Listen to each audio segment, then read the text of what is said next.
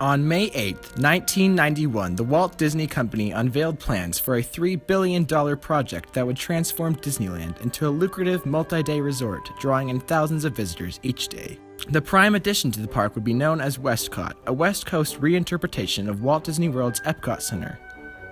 WestCOT would of course draw inspiration from Epcot, but would also be a much larger undertaking, and as a result, a much more interesting locale to guests of the Disneyland Resort. This is Dateline Disney, and today we will be traveling to a canceled Disney park, WestCOT. WestCOT didn't come to be overnight, and its conception all started after Disney's new CEO, Michael Eisner, saw that there was a lot of room for expansion in both Walt Disney World and Disneyland, and he was ready to begin right away. He wanted more hotel rooms, and he wanted them fast. And so, he got what he wanted, at least in Florida. Several Disney resorts were quickly renovated to house more guests, and several more were quickly designed and constructed, with many more coming through the pipeline. Eisner was going to get as many people as he could staying on Disney property because his ideal vision saw guests staying in a Disney hotel, visiting a Disney park, buying some Disney souvenirs, and eating in a restaurant owned by, you guessed it, Disney. You see, while Disneyland did indeed have a hotel, it did not have a hotel owned by Disney themselves. That's right, Disney did not own the Disneyland Hotel, at least not at first. Back when Walt was conceptualizing and eventually building his famed Disneyland, he realized how nice it would be for guests to have relatively close property to stay at after a long day walking around the park. But he also spent his money on making the actual Disneyland better, and as such, he didn't have any funds left when Disneyland was finished, and thus he alone couldn't turn around and construct a hotel.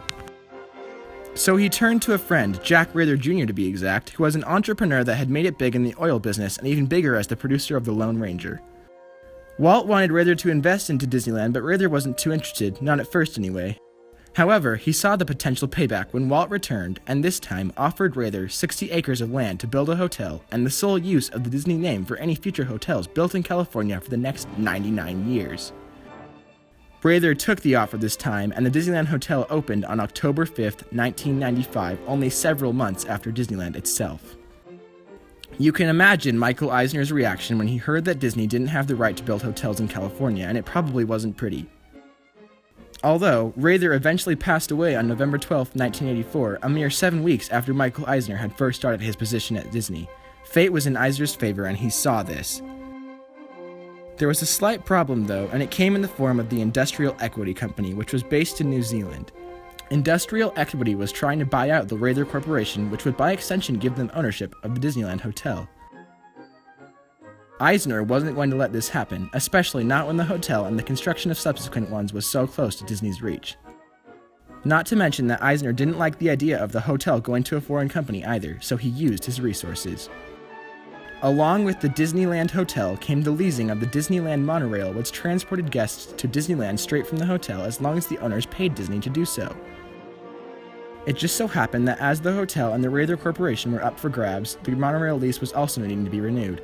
Eisner saw this as his best chance at getting the Disneyland Hotel, and Disney began to make it known that the cost of the renewal for the monorail would be very expensive in order to scare off other buyers and make the property more sensible only for Disney themselves. The plan worked, and in a partnership with Industrial Equity, the Walt Disney Company bought up the Rather Corporation's holdings before Disney pulled a fast one and bought out their partner, getting ownership of Rather's assets and, more importantly, the Disneyland Hotel. Finally, Eisner was ready to reveal the new Disneyland expansion, and nearly every detail was ready. Along with WestCOT would come the Disneyland Plaza, a world-class hub for the resort where guests would be able to get information, buy tickets, and enter the parks.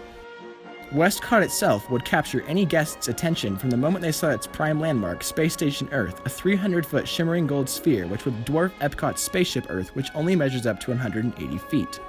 Space Station Earth would house an updated version of Disney World's Spaceship Earth attraction, and just beyond Space Station Earth would be the Ventureport, the gateway to the rest of the park.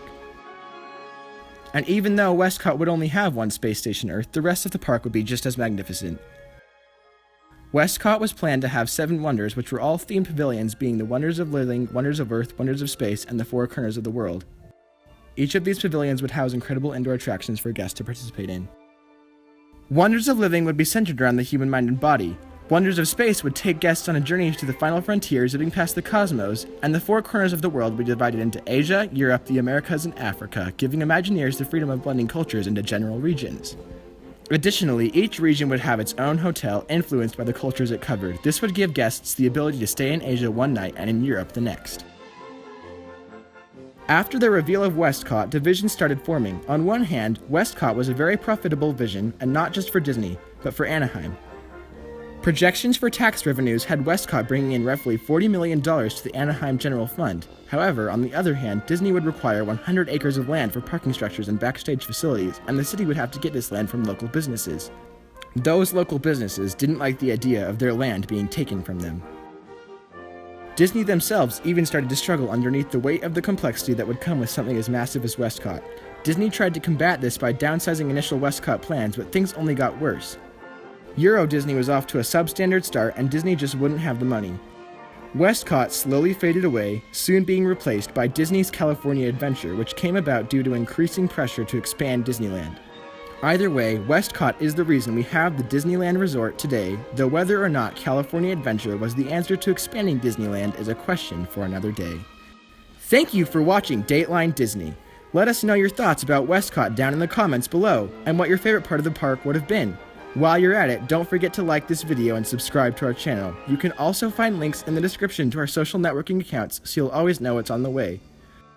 We post videos every Sunday, so be sure to check in next week. See you next time!